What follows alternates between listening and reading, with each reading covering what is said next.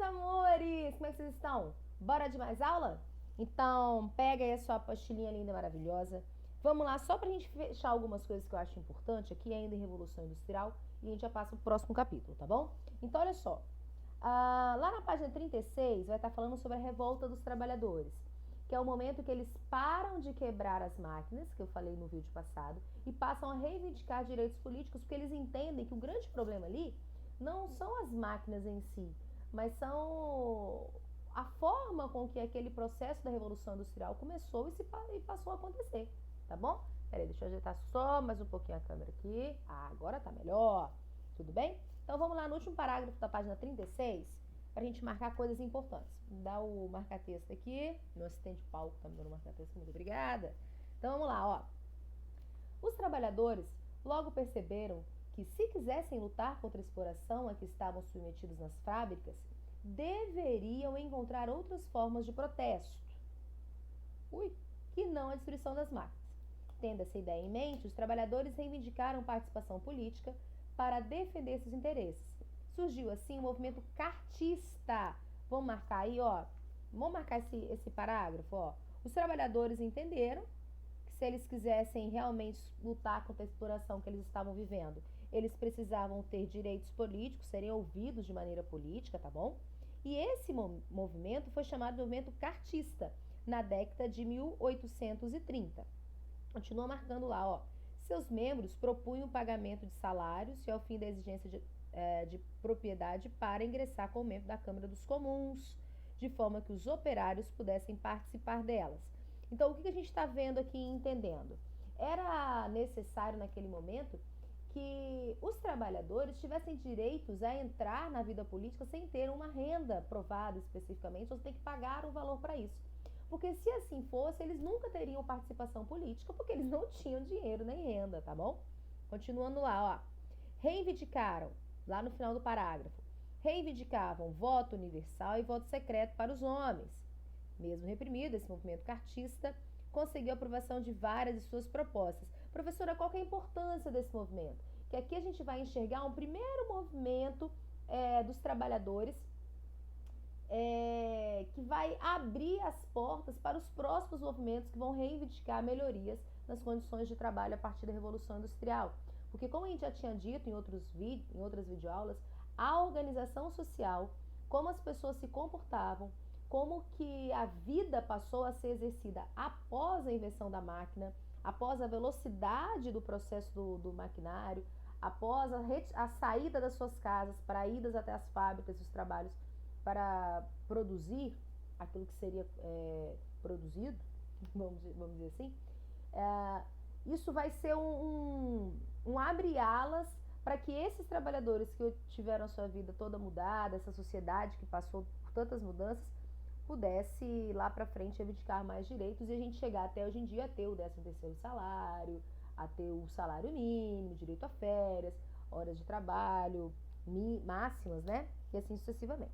Então, lá na página 37 tem 3 perguntas que eu não vou pedir para vocês aqui agora, que eu vou passar depois, tá bom? Mas a gente vai fazer, isso é importantezinho. E a gente só vai finalizar na página 37 a segunda Revolução Industrial, tá? Lê lá comigo, ó.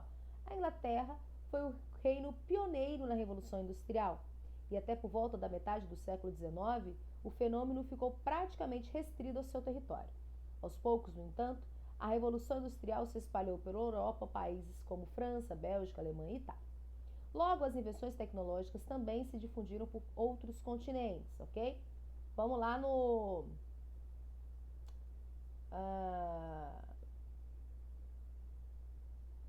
terceiro parágrafo.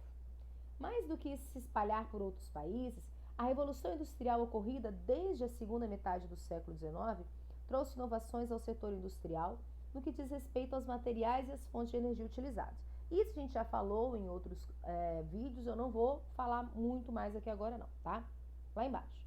Durante a segunda Revolução Industrial, destacou-se o emprego do aço, isso a gente também viu, mas vamos marcar aí de novo, tudo bem? É importante.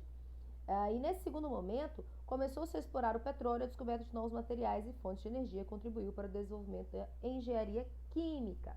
Então, a segunda Revolução Industrial, a gente vai ver a utilização do aço, do petróleo como eu já tinha falado em outros vídeos. Então, é só para dar uma amarrada nisso aqui e pedir para que vocês façam aí, junto comigo na página 38, o exercício lá, ó, 1, que é de relacionar aquilo que está escrito com as figuras ao lado, tá bom? Dá um pause nesse vídeo aí, tenta fazer rapidinho, na volta a gente vem com a resposta, tá bom? Vamos lá? A sequência da resposta, então, fica 2, 3 e 1, tudo bem? Então, ó, aqui se a gente for olhar a sequência da resposta é 2, 3 e 1. Tudo bem, meus amores? Exercício para casa.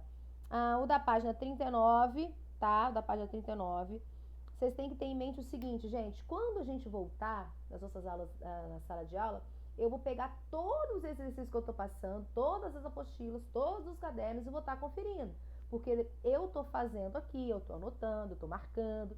Então, quando a gente voltar para a sala de aula, que se Deus quiser não vai demorar muito, eu vou estar olhando. Então, se você não fizer, não vai ter como eu dar lá o seu vistinho bonitinho depois que você fez a atividade, tá bom? Então, isso aqui tá contando atividades a serem feitas.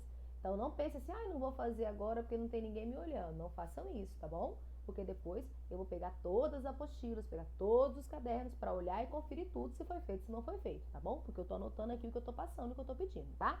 Então, façam o exercício da página 39, tudo bem? Que é para dar uma arrematada nessa questão da Revolução Industrial, porque eu sei que é um assunto muito denso, muito complexo.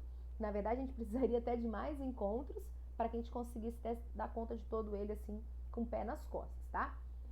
Outra coisa que eu lembrei aqui agora foi, lá no Positivo 1 eu liberei trilha para vocês sobre Revolução Industrial. Vocês têm acesso até no dia 8 de maio, tá bom? Então, agora, finalizando isso aqui, lendo novamente, vai lá no Positivo 1, faz a trilha, que eu tô vendo, verificando, tô anotando a presença, a participação de vocês, que isso é muito importante, gente. O ano letivo, ele continua acontecendo. Se você se abster de tudo isso, depois, lá pra frente, vai estar muito trabalhoso para você correr atrás do prejuízo, tá?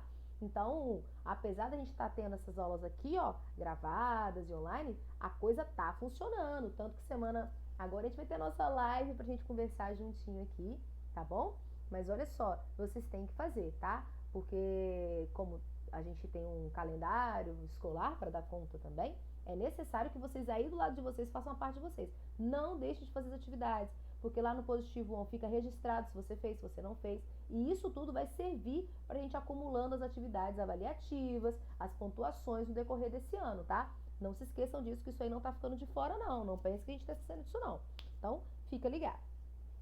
O que a gente vai começar agora por último, meus amores? Revolução Francesa.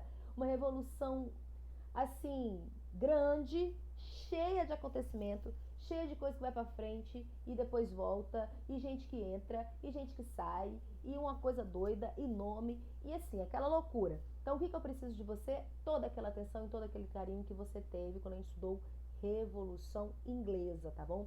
Só que a Revolução Francesa, ela ainda tem outras dinâmicas que a gente vai ter que, assim, olhar para os olhos dela e dizer, nossa, estou apaixonado, senão a gente não consegue, tá bom? Então, olha aqui, o que eu quero de vocês agora nesse momento, gente? Lembra lá o que a gente estudou depois de Revolução Inglesa? Iluminismo, eu sei que você acertou aí, eu sei que você falou certinho, eu sei que você é um aluno maravilhoso, uma aluna maravilhosa. Eu sei que você falou, eu sei que no meu coração eu sei. E aí, olha só, a gente tem que ter o seguinte, todas as revoluções que a gente vai estudar de país, elas vão estar lutando contra um ente comum, vamos chamar assim, que é a luta contra o antigo regime. O antigo regime nada mais vai ser do que monarquia. O que eles querem com a revolução, tanto inglesa quanto francesa? Acabar com a monarquia, que é aquele poder absoluto do rei, o direito de nascimento, os privilégios que a nobreza tem. Então, olha só, é isso que vocês têm que ter em mente sempre que a gente for estudar a revolução de algum país, tá? Principalmente na Europa. O que está acontecendo então na França? É também necessário, já que a amiga Inglaterra fez, existiu uma competição ali, que se fizesse também uma revolução para se tirar a monarquia do poder, porque ela limitava o desenvolver da sociedade comercial, do grupo dos burgueses, daquelas pessoas, daquela sociedade ou daquela classe social que começou a emergir, que estava ali a todo vapor, que eram os comerciantes, tá bom? Porque o monarca, ele tinha todo um poder regulamentado ali, regulamentado assim, né, no direito dele mesmo, ele que dizia que podia e tudo mais, de mandar em tudo. E o que essas revoluções vão trazer? Olha só, não, peraí, isso tem que ter limite, a gente tem que ter a participação política mais específica, não pode ser tudo na mão do rei, como sempre, tá? Então, a primeira coisa que vai acontecer aqui pra gente é uma perguntinha. Olha lá, ó. O movimento iluminista, lá número 1, na página 41, defende o uso da razão e a liberdade em todos os setores da sociedade. Quer dizer, então não é só no político, mas é no religioso, é no social, é no econômico, tá bom? Vamos lá. Em termos políticos, o que defendiam os filósofos franceses? Anota aí, gente, ó. Os filósofos iluministas defendiam governos em que a participação do povo pudesse ocorrer.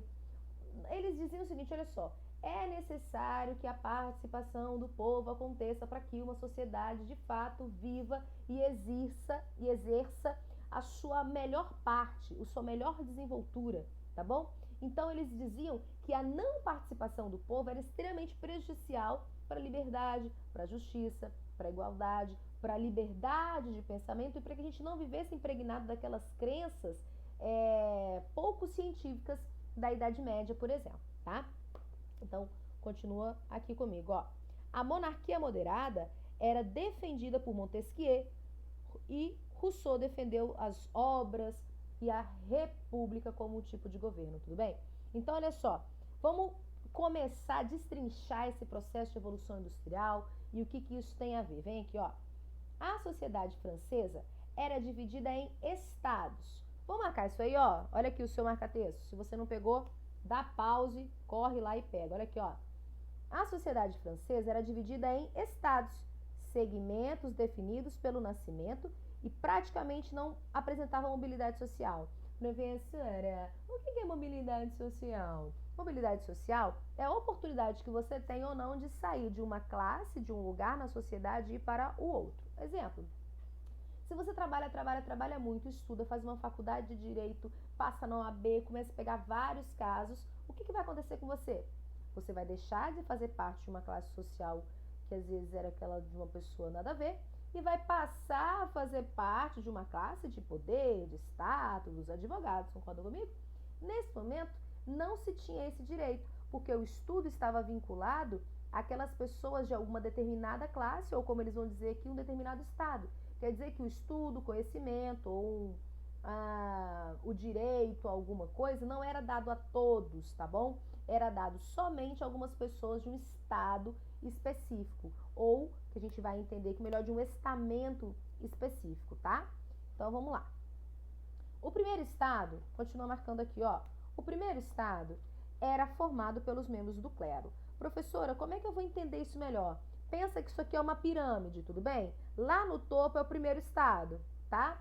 Então, o primeiro estado eram os membros do clero. O clero são os membros da igreja. Continua. O segundo, pelos membros da nobreza. A nobreza é todo aquele pessoal que ficava ali em torno do rei, isso você já sabe. Os que faziam parte desses estados eram privilegiados com a injeção de impostos, com recebimentos de pensões reais, além de não trabalhar. Vamos lá, que daqui a pouco eu volto nele. Olha aqui.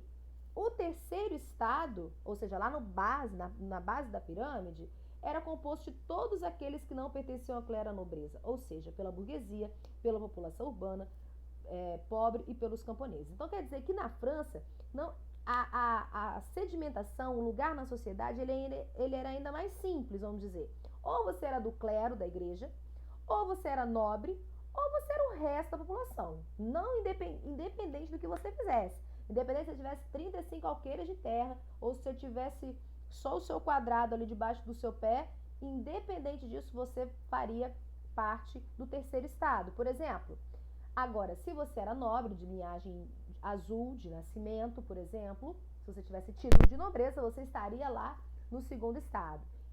E como eu disse, se você fosse da igreja, você seria o clero. Então, olha só, percebam-se que não existiam divisões diferentes, ou seja, você não tinha representatividade diferente, mesmo que você exercesse atividades comerciais, políticas, sociais, distintas. porque na França era muito mais estático, e por isso foi chamado de estados e de estamental aquela cidade, ó, o país, a França, tudo bem? Nesse momento. Então, o que vai acontecer que vai gerar ao longo do tempo essa revolução? Olha só, mostrou-se aqui pra gente que o clero não paga imposto, que ele está lá no topo da pirâmide.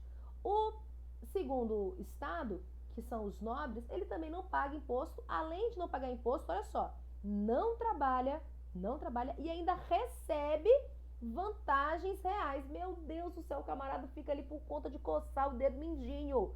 Não faz nada. Ainda tem um monte de privilégio. Agora, professora, quem que sustenta esses privilégios? Quem que você acha? O terceiro estado, que eram os burgueses, os camponeses, os comerciantes, todo o resto da população francesa. E aí, qual que era o problema? Essa população que sustentava tanto o clero, quanto a nobreza, quanto esse segundo estado, ela tinha direito à voz? Ou seja, a ser ouvido os seus interesses? Não. O imposto cobrava para cima de quem? Deles. A dificuldade, ela vinha primeiro e batia na porta de quem? Deles. Então, perceba bem, eu tenho uma série de conflitos que é óbvio que vai existir, porque eu tenho uma desigualdade gigantesca dentro de uma sociedade que está passando por processos iluministas, renascentistas, que estão movimentando toda uma sociedade. Perceba isso? Então, é esse o contexto, é esse o cenário, são essas primeiras motivações que vão levar a Revolução Francesa a acontecer, tá? Grava isso aí, vira sua página 41 e vai lá para a página 42, a França de Luís XVI. Nós vamos perceber que na França, alguns nomes de alguns reis vão ser fundamentais, também como lá na Revolução Inglesa, para que a gente entenda a história. Vem comigo, ó. No século XVIII, o século XVIII, marcou o fim do antigo regime na França. Isso ocorreu por causa da união de dois fatores, vamos lá? Uma grave crise social e a difusão do iluminismo. Então, o que acaba então com o antigo regime? A difusão do iluminismo e uma crise social muito forte. Vamos lá no parágrafo de baixo. A França já havia passado por vários momentos nos quais a população mais pobre se via privada dos recursos mais elementares para a manutenção da vida, como os alimentos. A configuração do antigo regime, baseada na centralização do poder político na figura do rei, na manutenção de uma sociedade de classes e no mercantilismo, no entanto, impedia que as pessoas se declarassem contrárias ao governo e tomassem medidas com a intenção de modificá-los. Espera aí. Então, quer dizer que o antigo regime, nas formas que ele existia, além de ser de tudo aquilo que a gente já viu até agora, ele também fazia com que a sociedade ficasse amarrada, sem ferramentas e sem possibilidade de reivindicar mudanças e melhorias naquilo ali, porque elas não tinham espaço, você tá entendendo? É como se fosse assim, um bocado de gado cercado, assim, que você controlasse. Então, como o antigo regime era vivido, como ele foi estruturado, impedia-se muitas vezes até de se colocar uma reivindicação para aquelas pessoas que estavam sendo humilhadas, estavam passando fome e necessidade, tá? Então, vamos marcar isso aí, porque sempre que você esquecer, você vai puxar uma setinha nesse parágrafo, e vai escrever assim, ó, características do antigo regime. Dá um pause no vídeo e você vai fazer o seguinte, ó, olha aqui, ó, tá vendo? Vai puxar uma setinha para cá assim ou para baixo e vai escrever características do antigo regime. Porque nesse parágrafo aqui tem todas as características daquilo que a gente vai chamar na história de antigo regime. E você não pode esquecer, porque isso é importante para sua vida, para o seu futuro, para sua existência enquanto ser humano. Tudo bem? Professora, por que a gente estuda esse tanto de revolução? Porque a gente vai perceber que no decorrer da história, para a gente chegar na sociedade que a gente chegou hoje, onde a gente tem direitos políticos, uma mobilidade social maior, uma relativa diminuição de desigualdade, para que a gente viva a república, para que a gente viva a democracia, que são coisas que a gente vive no nosso país, esses processos aconteceram historicamente em algum lugar. E a gente está estudando onde eles começaram a acontecer. É porque nesses lugares as pessoas começaram a reivindicar, questionar, propor mudanças, a pensar sobre como eles estavam vivendo e a se organizarem socialmente a favor dos seus interesses, que nós hoje em dia, por exemplo, vamos viver num país onde ele é republicano e democrático, onde nós não mais somos definidos por quem, aonde nós nascemos, se nós somos filho de quem, se nós temos uma linhagem de sangue azul ou não. Mas importa os nossos esforços, importa as possibilidades que o governo dá para que a gente deixe de ser de uma classe e passe a ser de outra, tudo bem? Então, a gente está estudando e entendendo isso porque são esses processos evolucionários que dão origem e que significam, muitas vezes, a nossa forma de vida hoje em dia, tá bom? É a partir dessas evoluções, desses questionamentos que a gente vai ver acontecendo aqui, dos filósofos que nós estamos estudando aqui na história, que nós vamos entender por que a República foi posta como algo bacana e por que nós vemos aqui no Brasil.